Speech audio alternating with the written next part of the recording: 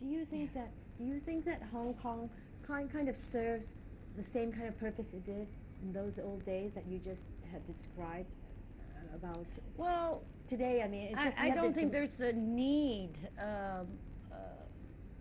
for that now. I'm glad to see China opening up and changing, and uh, I think nothing ever goes back to what it was. Uh, no place, uh, recaptures whatever ambiance it had in the old days. Just like Shanghai, people reminisce of the good old days of the 1920s and 30s and 40s of Shanghai in its heydays. Well, no amount of nostalgia is going to bring Shanghai back to those days. There's always differences, and so I think Hong Kong, uh, served as an entrepot for many years, and also as when China first opened up, it served as a business entrepot because China didn't have a clue on how to do business, and Hong Kong was needed to accomplish many of the business transactions that wouldn't have taken place. But I think times change, and I'm sure that Hong Kong will serve another need. now you've seen actually the changes before your eyes serving as the principal commercial officer Yes. at the US Consulate in Guangzhou, and then you had several postings elsewhere. Yes. Can you tell us a bit about that? What did you do, and what can you do? You have some anecdotes of perhaps the cultural misunderstandings between, let's say, the Americans and the Chinese, and which still Yeah. exist today? Yes. Well, when I first went back to China to work, I first went back to China to visit and also as a guest of the Chinese government for several years in a row. I went back, first time I went back in 1980, and I went back as their guest in 81, 82, 84, many times. But in those early days, there was really a drastic difference between what was then and what is now. And they wanted to open up. Realized that their system wasn't working because they were going bankrupt, but they didn't know how to go about um, doing business like they think they should be doing. Um, and so when I served in the American consulate in Guangzhou from 1986 to 89, those were the heydays.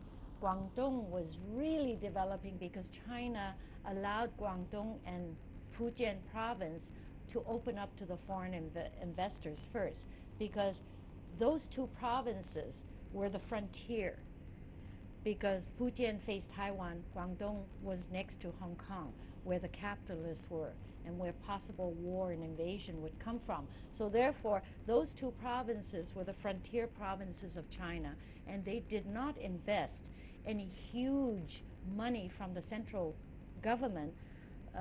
They didn't invest any money to develop any state-owned enterprises in those two provinces.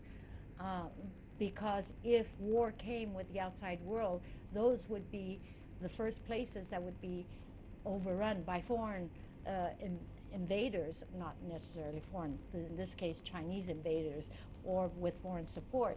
So therefore, they felt that there was nothing to lose, whereas Shanghai was a valued contributor to the state treasury.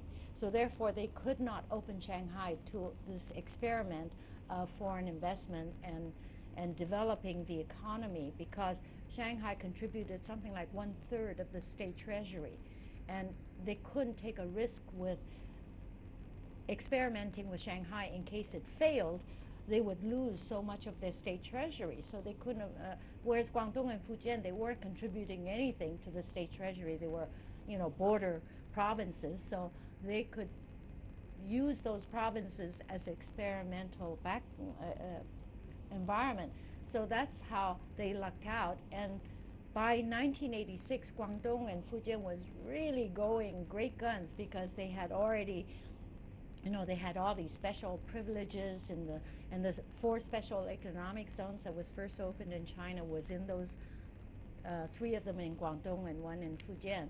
So, but they still didn't really understand. You know, like I just read in the Wall Street Journal something about it took the Chinese a quarter of a century to understand that there are 435 different opinions and in the U.S. and that the administration does not represent the government, and you know, they're finally realizing that everybody's an individual in the U.S. and opinions are all different.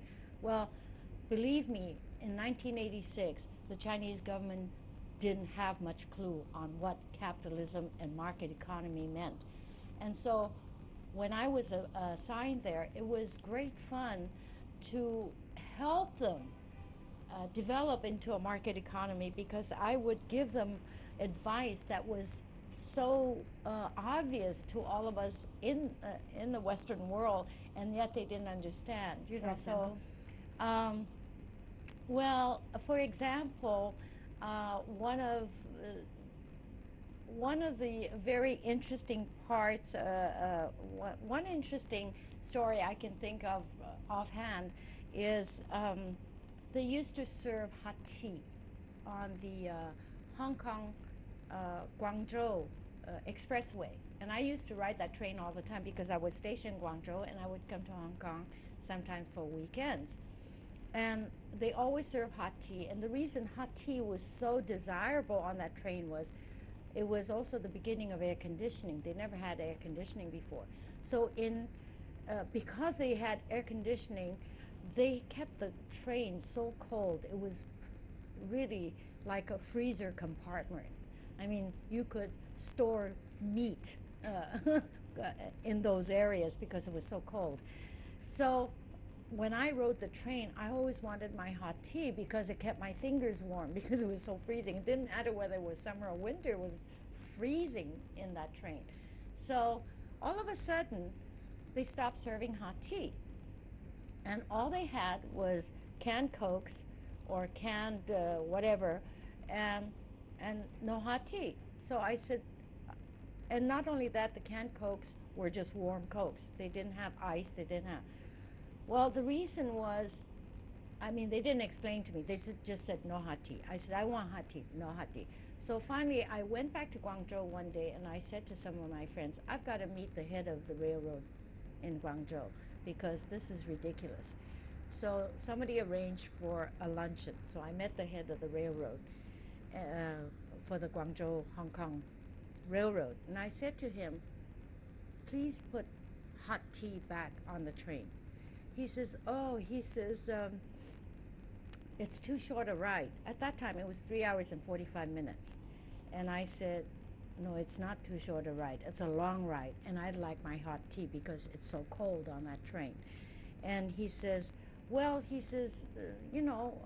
it's too short and we don't have. He says, well, if you really want tea, you can get it. I said, no, you can't. I went to the dining car. I asked everybody. I said, maybe if I'm dying, they would give it to me, but they won't give me any hot tea or hot water. So he said, well, it's really a short ride. I said, look, I know why you're not serving hot tea. I said, don't tell me it's a short ride because from Guangzhou to Shenzhen, it's 45 minutes shorter than Hong Kong. You're serving hot tea because it's a domestic train ride. So therefore, you will serve hot tea.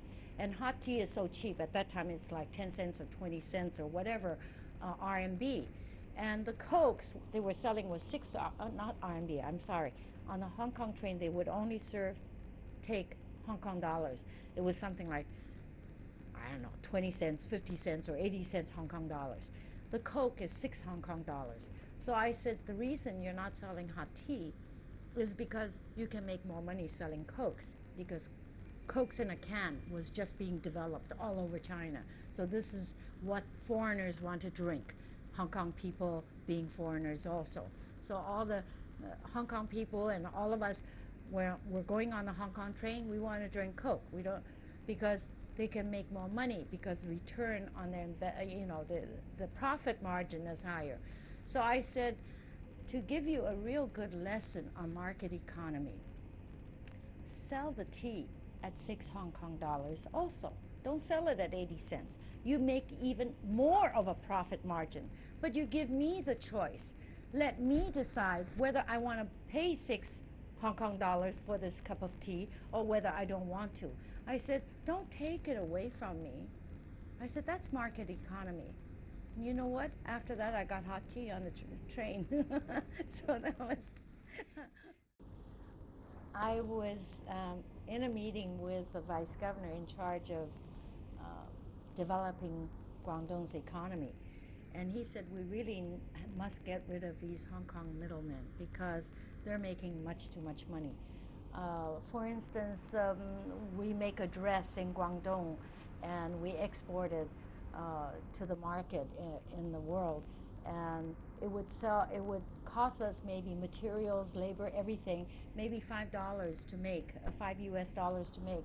And I would see it in the store in the US for $150 US. And so, you know, the middleman must be making a lot of money and all this. And I said, well, really, there's a lot of things that go into this price. First of all, there's a brand recognition. This dress has a label that people recognize that is known for certain designs, and they like this label, and so therefore they would pay $150. I said, if you put your $5 dress on the rack next to this $150 dress and you sell it for $15, nobody would buy your $15 dress. They would buy a $150 dress because they recognize the brand. And I said, in order to get this brand recognition, they may have paid $500,000 for television, primetime television ads in the US that you never paid for. And maybe there's all kinds of other advertisements that they've expended that you don't even dream, you haven't even thought of doing, you don't even know how to do it.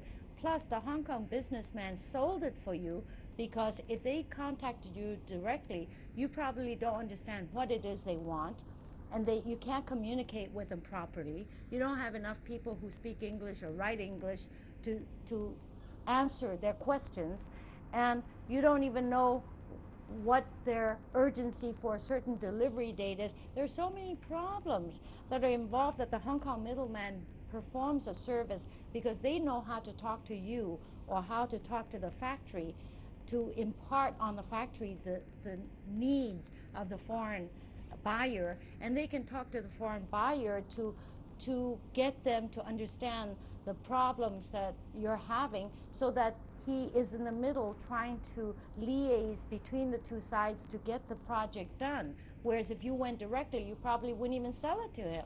So I said they do earn their money.